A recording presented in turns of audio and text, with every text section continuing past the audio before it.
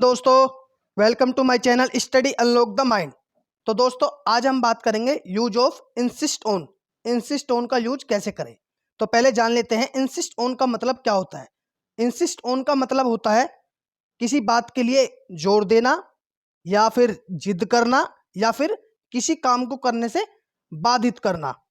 किसी काम को करने के लिए बाधित करना कि आपको ये काम करना है। बार बार कोई जब जोर देता है हम पे, बार बार कहता है काम के लिए, तो वो हमें बाधित करता है, तो वहां पर हम इंसिस्ट ऑन का यूज करते हैं।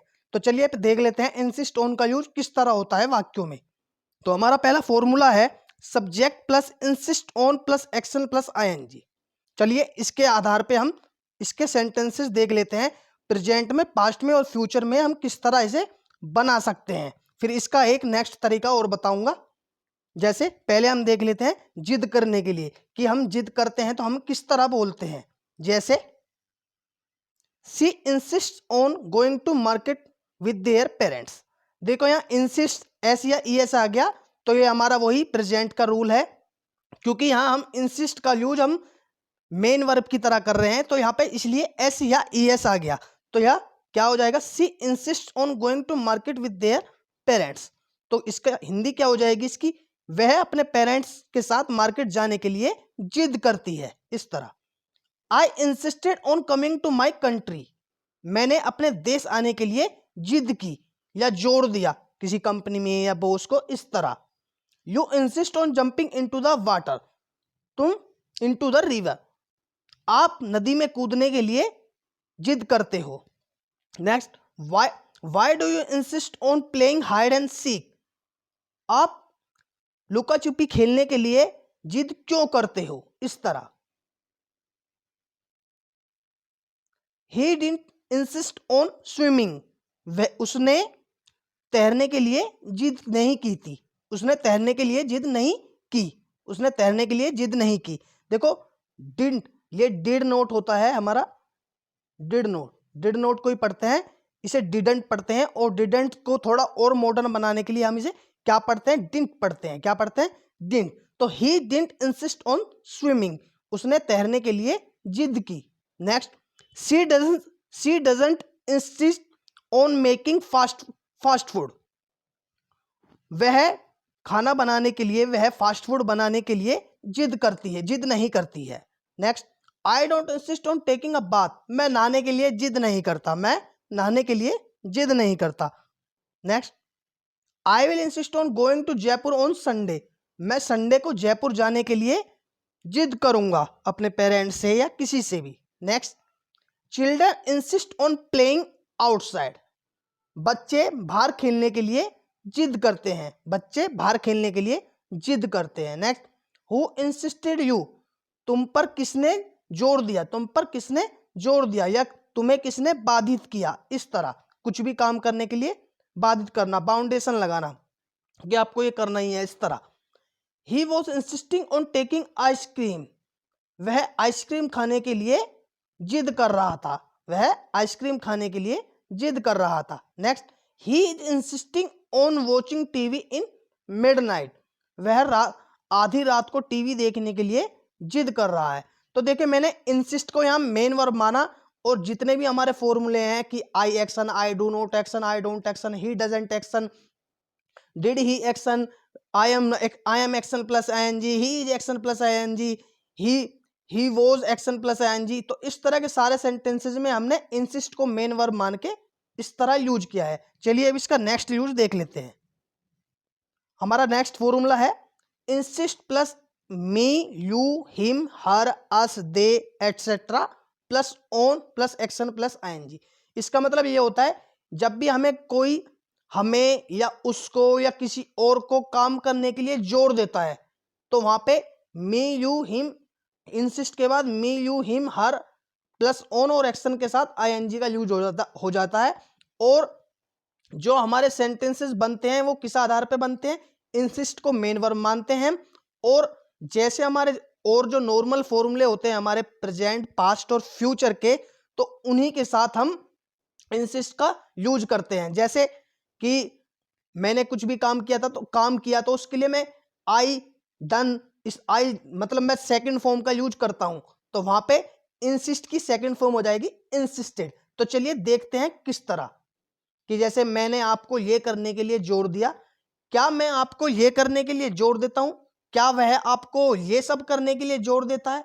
क्या टीचर हमें पढ़ने के लिए जोर देते हैं? इस तरह के सेंटेंस कैसे बनते हैं, तो चलिए देखते हैं। He insisted me on cleaning the room. उसने रूम साफ करने के लिए मुझे जोर दिया या बाधित किया, इस तरह। I didn't insist her on accepting my proposal. मैंने उसे अपना प्रपोजल एक्सेप्ट करने के लिए जोर नहीं दिया। Next, the teacher was insisting us on learning the lesson.